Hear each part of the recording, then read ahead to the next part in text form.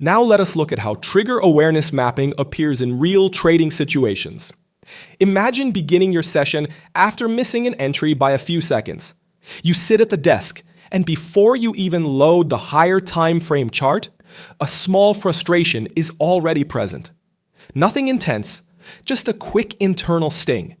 Without mapping this trigger, that frustration slips beneath your awareness and begins shaping your next decisions. With the trigger mapped, you recognize what happened, you see the emotional shift, and you reset before that frustration turns into a forced trade. Another common scenario is a sudden candle spike that does not require action from your strategy. Even though there is no setup, the noise alone hits your nervous system. Your attention tightens and you feel a flash of urgency. Without understanding the volatility trigger, that moment pulls you into reactive thinking. When you pause for 2 seconds and name the trigger, the urgency loses its authority. You regain the ability to read structure rather than react to speed. Trigger mapping also becomes essential after small consecutive losses. Each loss acts as a micro-trigger, stacking frustration even if you tell yourself you are fine. Eventually, your emotional level rises without warning. You start searching for entries that are not actually there. You feel the need to recover.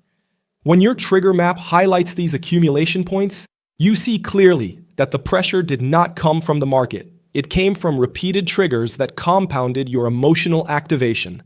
This awareness prevents the slide into revenge trading. Positive triggers can distort your execution as well. After a big win or a strong winning streak, confidence rises and acts as its own activation trigger. You feel faster, sharper, and more willing to take risk.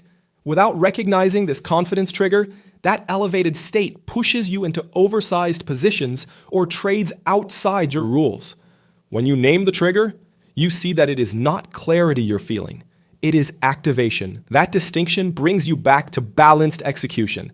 As you begin to track your triggers in real time, you start to see how each one shapes the way you interpret the market.